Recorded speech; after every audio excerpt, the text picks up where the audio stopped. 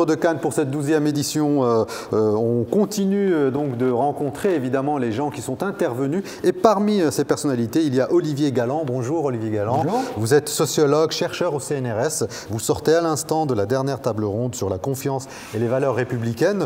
À l'instant, on a parlé avec Éric de Montgolfier justement de ces valeurs républicaines. Lui, il propose qu'on commence par la fraternité avant tout. Quelle est votre position sur ce triptyque que l'on emploie de plus en plus et qui finalement est l'objet de contestations? En tous les cas, certaines parties de la population considèrent qu'elle ne participe pas à cette République et que finalement, il ne touche pas ce triptyque de la liberté, de l'égalité et de la fraternité. Et puis une autre partie de la population qui, elle, finalement, considère que nos institutions marchent très bien. Quel est votre regard là-dessus? Est-ce qu'il est l'heure aujourd'hui de remettre peut-être à plat un certain nombre de nos certitudes?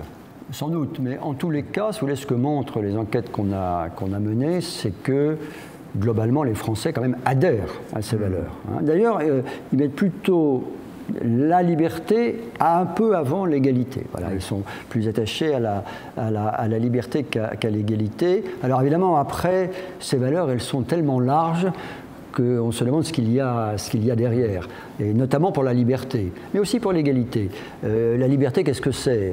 Voilà, parce que ça peut être la liberté individuelle, ce que certains de mes collègues appellent le libéralisme culturel, savoir avoir le droit de faire tout ce qu'on veut dans sa vie personnelle, mais ça peut être aussi la liberté économique, le libéralisme économique. Donc voilà, il y a et sans doute bien d'autres choses encore. Donc voilà, il y a beaucoup d'aspects différents dans la liberté et dans l'égalité. Et l'égalité aussi, c'est une notion assez ambiguë. L'égalité, est-ce que c'est l'égalitarisme, c'est-à-dire au fond un nivellement complet, ou est-ce que on reconnaît que, par exemple, le mérite peut jouer un rôle et relativiser un peu une différence de classe, ou une différence de classe, voilà. Alors en fait, si on résume, ce que montrent les enquêtes qu'on a menées, c'est que, au fond, la liberté, les Français, ils adhèrent plutôt quand même à la liberté des mœurs.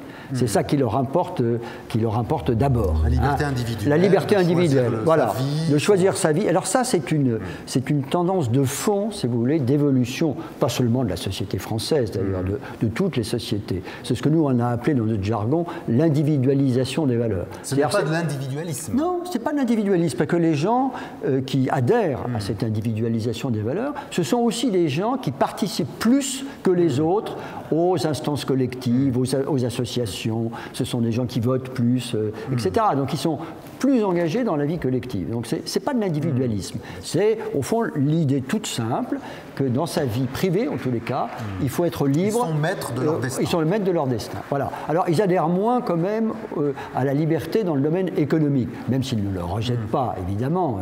Les Français ne sont pas complètement étatistes, mais malgré tout, par exemple, l'idée de concurrence, si vous voulez, c'est quand même moins d'un Français sur 5 qui adhère complètement, qui trouve que c'est vraiment une excellente chose. Et au fond, les Français sont quand même pour, et d'ailleurs ça correspond à l'histoire de notre pays, ils sont pour que l'État quand même intervienne, qu'il joue un rôle protecteur. Donc voilà, ils sont pour ça. Partage, d'équité. Exactement. Alors en même temps, comme je le disais, ils ne sont pas égalitaristes. Voilà, ils n'adhèrent pas à l'idée qu'il doit y avoir un nivellement total.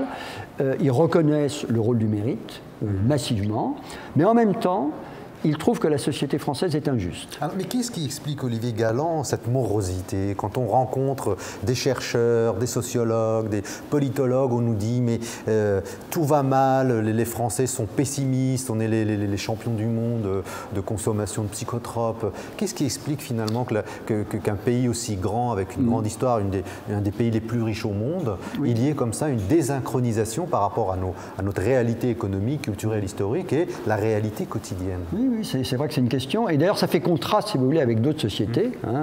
Bon, et c'est vrai que la société française est une société très, très pessimiste, avec des nuances que je vais dire ensuite. Et ça fait contraste, par exemple, avec les sociétés du nord de l'Europe, qui ont une grande confiance. Quand on interroge les Suédois, les Scandinaves, ils ont une grande confiance dans l'avenir de leur société. Mais alors, ce qui est frappant, si vous voulez, c'est les Français, c'est qu'il y a un peu un contraste entre leur vision de l'avenir de la société et la vision de leur avenir personnel.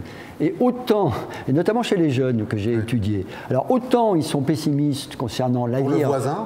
Oui, puis pour l'avenir de la société en général, vous voyez. Voilà. Et pourquoi ? Parce qu'il y a une énorme défiance dans les élites, et notamment dans les élites politiques. Voilà. Donc, voilà, on n'a pas confiance dans la façon dont les élites politiques vont conduire le pays. On a confiance dans le cercle proche, la proximité. Alors du coup, on se rabat sur le cercle proche, et on espère un peu s'en tirer par ses propres moyens. C'est pas un peu dangereux ? Si, c'est un peu dangereux, parce que ça débouche quand même, ça risque de déboucher sur une forme d'individualisme. C'est-à-dire, au fond, on ne croit plus dans les réformes, on ne croit plus dans ce que proposent les politiques. Dans le collectif. On ne croit plus dans le collectif, on y croit moins, et on a tendance, effectivement, à entrer, c'est le risque, c'est un peu d'entrer dans une société de la débrouille individuelle, où chacun, en quelque sorte, essaye de s'en tirer par ses propres moyens. Mais pour revenir au thème de la confiance, ça, évidemment, c'est pas très bon pour la confiance et pour l'adhésion à l'intérêt général. La dernière question, on l'a posée à beaucoup d'intervenants ici. Est-ce que vous avez foi en l'avenir, Olivier Galland ? Ah oui, moi j'ai foi en l'avenir. Il faut que la société française retrouve confiance en elle-même. Au fond, il y a une crise de confiance de la société française en elle-même, dans ses capacités. Alors ça, alors là, c'est justement le rôle des élites, et notamment des élites politiques, de redonner confiance à la société française, de redonner confiance, de dire la vérité, et puis aussi de dire que quand même la société française, c'est une société qui a des potentialités extraordinaires. On est quand même... on n'est pas naïf quand on dit ça. Non, on n'est pas naïf. C'est pas un langage angélique. Non, mais c'est la réalité. On est la 5e puissance économique du monde. On a un système de formation quand même qui marche pas si mal. On a des capacités d'innovation extraordinaires. Mais au fond, la crainte des Français, c'est en grande partie la crainte à l'égard de la mondialisation. C'est vrai que c'est un bouleversement énorme, cette accélération des échanges, à la fois des échanges économiques, des échanges aussi entre les êtres humains, des échanges d'informations. Et au fond, les Français craignent que leur cadre de vie traditionnel soit totalement bouleversé par cette mondialisation. Donc voilà, il faut réinventer ce cadre de vie pour montrer qu'il est compatible avec la mondialisation et espérons-le, le progrès. Merci beaucoup Olivier Galland d'avoir répondu à notre invitation. Je rappelle que vous êtes sociologue et donc chercheur au CNRS. Vous êtes venu partager avec nous, débriefer entre guillemets, pour prendre un mot anglais, la table ronde à laquelle vous avez participé sur la confiance et les valeurs républicaines.